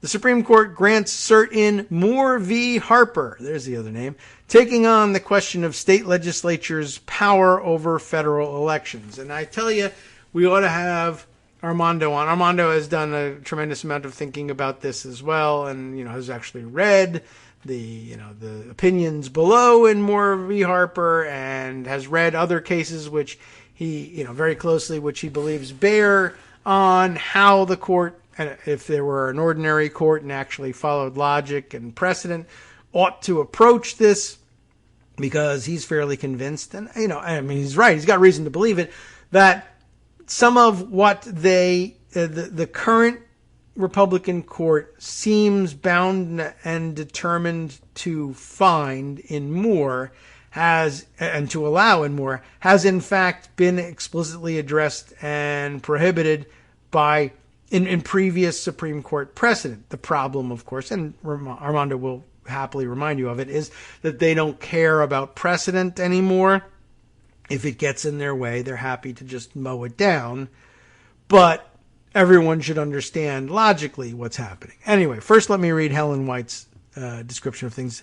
This morning, and this was back on June 30th, the Supreme Court decided to hear Moore v. Harper, a challenge to the congressional maps in North Carolina that has the potential to upend over 200 years of election law. Now, how do you get from the maps to the idea that people can send slates of electors back to states for re-voting and have the independent state legislatures just decide, we don't care about the outcome of the election, and we don't care about safe harbor, and we don't care about time as a concept. We can just redo the election in our own image, and we don't have to listen to the people, and we can do it at any time. You can get as many bites at the apple in determining the method of choosing your state's electors as you want. Totally unbound by time. But how does that come out of a challenge to congressional maps in North Carolina? Well, let's find out. In Moore, members of the state legislature are urging the Supreme Court to reinstate the map that they drew, and that North Carolina courts struck down as unconstitutional and redrew, using what is known as the independent state legislature theory. They now abbreviate independent state legislature as ISL. It'll save us all some time. Okay, so what's going on here? And remember, by the way, North Carolina is the place, since we're speaking of the North Carolina Supreme Court and the election, the election boundaries and the maps that they drew. You'll recall that North Carolina was the place where the judges got a hold of some extraordinary evidence from the people who drew the maps, right? The elections consultants with the Republicans behind the maps, who left behind extraordinary notes and emails saying, basically, I can't wait to do this because of how discriminatory it is against black voters in this state. Let's go get rid of them all. I mean, I don't remember what the wording was, but I do recall that the court was explicit in saying they've made it as clear as possible that this is like going to be facially discriminatory, And what did they say? This was the one where they said with almost surgical precision, they cut up black voting communities in ways that were designed to disempower them. And it was 100% obvious to the state Supreme Court. And now the federal Supreme Court is in the position of saying, we need to tell North Carolina that they don't understand. The North Carolina Supreme Court just doesn't understand the North Carolina Constitution the way we do. We see the true interpretation of the North Carolina state constitution, and the state Supreme Court of North Carolina they just don't get it. We're going to have to correct them. That's their theory. So where are we here? The ISL theory is going to be their leverage here. That theory claims that the federal constitution gives state legislatures the power to regulate federal elections without checks from other state officials or constraints from the state's constitution. That's the difference here. They think that the state legislatures only, it's not that the state governments get to say how elections will be run, but that state legislatures, a singular and individual part, one branch only of the state government gets to decide these things with no checks and balances, which is, of course, just what the founders intended. No checks and balances. Everyone remembers that from high school civics, right? Unless, of course, you remember actual high school civics in which the lesson was exactly the opposite, that there were, in fact, checks and balances. But let's pretend that there aren't and were never supposed to be. That's the theory. Isn't that a great theory? Let's give it real credence in the courts. Again, the theory is that the federal constitution gives state legislatures the power to regulate federal elections without checks from other state officials or constraints of the state's constitution. Though more concerns congressional redistricting, the ISL theory reaches far further and would have sweeping and dangerous implications for most aspects of federal elections. Yes, in 2020, Justices Clarence Thomas and Samuel Alito, there's more, and Neil Gorsuch, and at times Brett Kavanaugh, all indicated that they would have adopted the theory and its vast consequences on the emergency docket. The old shadow docket, remember that? These justices are all part of the court's originalist faction, quote-unquote originalist faction. Originalists, like these four justices and Justice Amy Coney Barrett, contend that constitutional provisions mean what they meant to the public that adopted them. Not you now who consent to them, you see.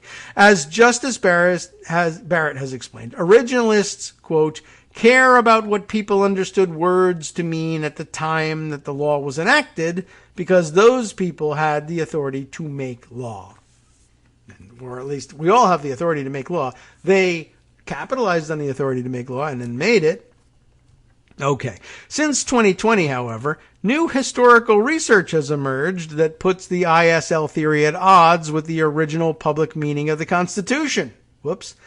Though all eyes will be on Justice Barrett, who has not yet opined on the theory, Moore also offers the rare opportunity for Justices Thomas, Alito, Gorsuch, and Kavanaugh to show the principled nature of their commitment to originalism by updating their views in light of new founding era historical analysis. Oh dear, what's this? Well, first up, our next section here, defining the independent state legislature theory. Oh, why don't we do that? That would be nice. The ISL theory is really multiple overlapping theories that fall within the broad name.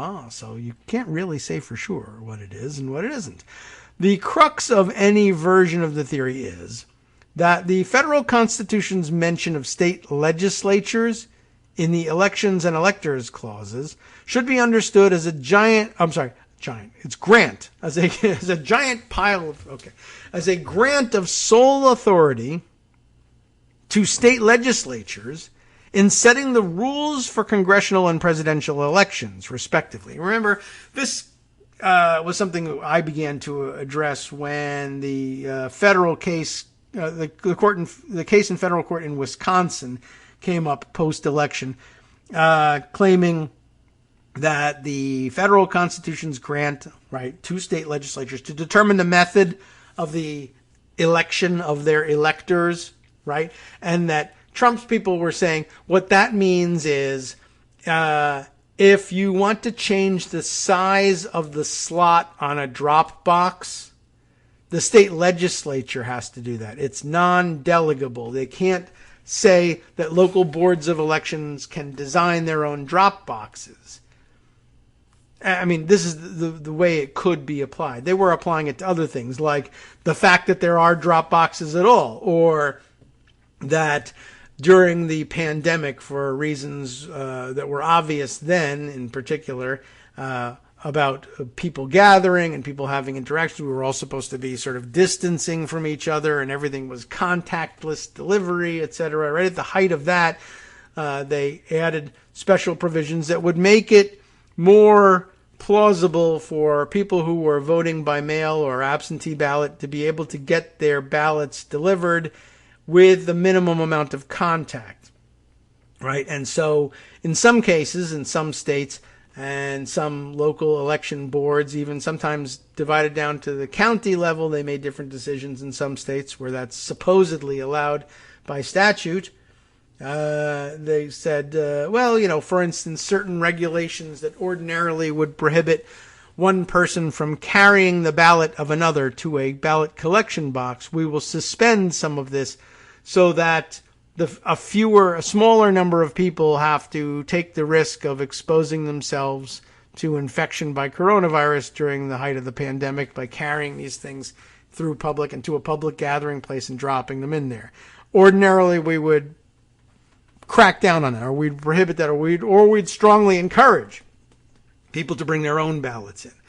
And the Republican theory was that since those regulations were relaxed without action from the state legislature, even though in many cases they actually did take action and approved of such loosening of regulations, but then lost the election and changed their minds later on, that remember, it's the federal constitution doesn't mention local elections boards or county election boards or county election judges or anyone but state legislatures. So any change at all in the way the election is conducted has to be, under their theory, enacted by the state legislature, as opposed to the state legislature saying, we hereby empower county boards of election or the state board of elections to make these decisions.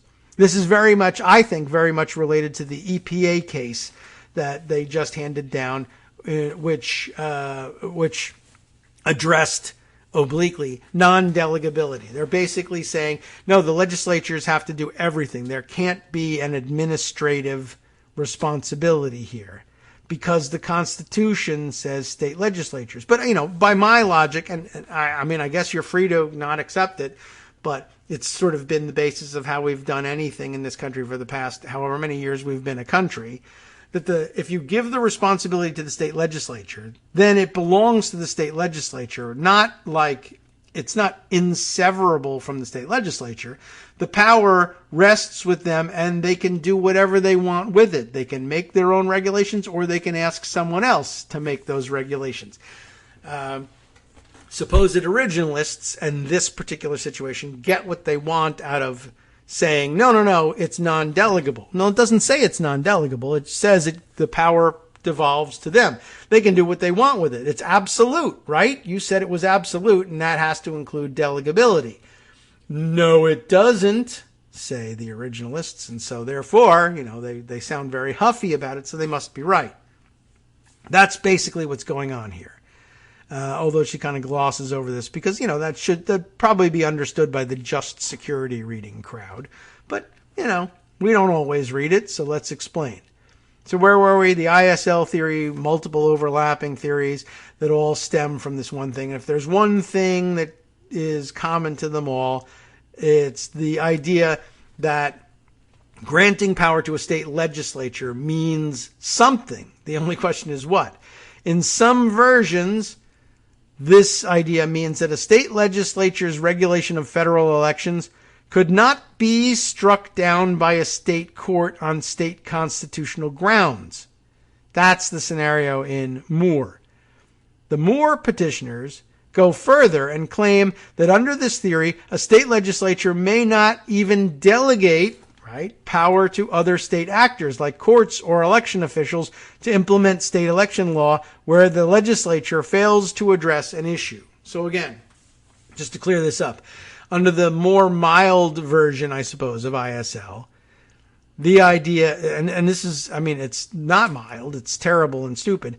The idea is that, well, the Constitution says state legislatures will do this stuff. And so that means that if a state legislature decides, what this means is that the only votes you can count from now on are those cast for the Nazi Party, not the metaphorical Nazi Party, but the actual Nazi Party. Let's just say they do that. Well, gosh, but we have no Nazi Party by that name in this country. Well, doesn't matter. The state legislature says the only votes that can be counted are ones cast for candidates or the electors working on behalf of candidates running under the Nazi Party flag. Let's just say they did that, right?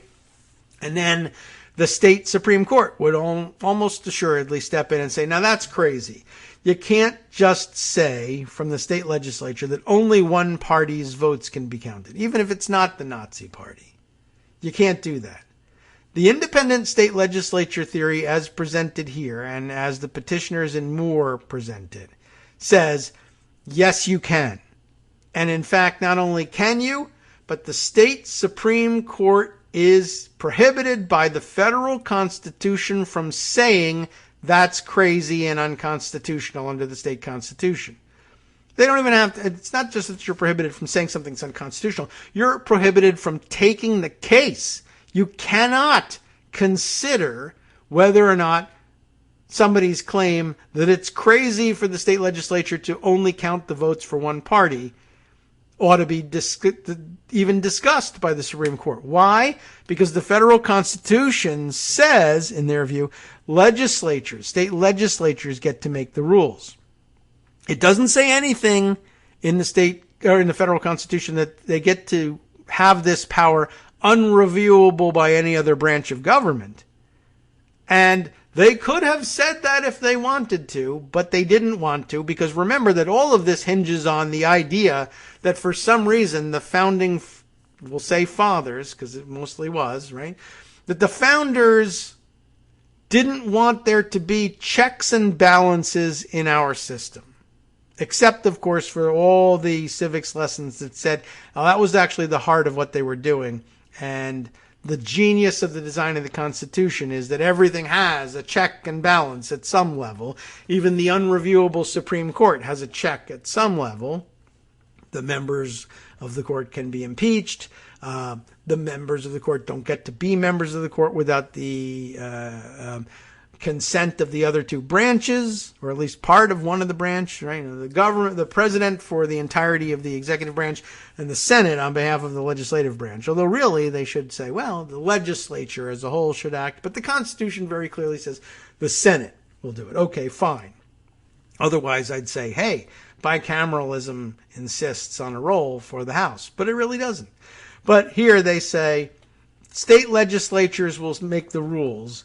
And then they don't say that it should be unreviewable by any other branch of government. But they are claiming that's implied by the fact that they say the legislatures will set the rules. Now, I would say that as an originalist, the reason that they say legislatures will determine the rules of the elections is because legislatures were understood to be rulemaking bodies at the time. You guys are the ones that make the laws, right? So yes. Okay, fine. Now, granted that judicial review had to be an invention. And you might even be able to say that originalism doesn't even contemplate judicial review. That's an argument you could make. But we are kind of beyond that. And of course, for the Supreme Court to say there's no such thing as judicial review, well, that wipes out an awful lot more than they really wanted to in this gimmitarian situation. But here we are.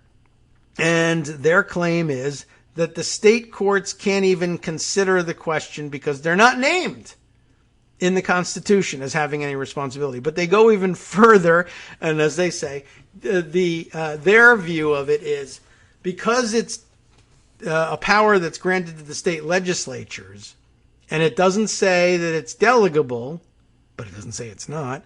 It therefore isn't, because they don't want it to be in this situation. Other things are delegable if they need them to be, like if you want to delegate the power to decide not to prosecute people under the Ku Klux Klan laws, they will be perfectly happy with that. But you see how weird and sweeping this is? And it doesn't even get to the fact that there's yet another version out there, and I haven't even gotten a quarter of the way through this article, but I'm just incensed by this article. We'll discuss this more in the coming days, certainly if Armando joins us at any point. But it doesn't even get to the fact that John Eastman's theory on all this is also if the state legislature decides that they're going to have an election, they can change their minds even after they've held the election and just say, well, it didn't come out the way we wanted to. Because fraud or something like that. And just wave some papers around and point to some numbers like they do with the election denier influencers who tour the country. And then say, I'll tell you what, we're just going to decide the election on behalf of everyone. And if you think that's wrong, screw you, because you're not a state legislature and your name isn't in the Constitution over here. You see what's going on? It's a very weird and overly flexible theory. And that might not even be the biggest thing that's wrong with it. But there's a lot to it.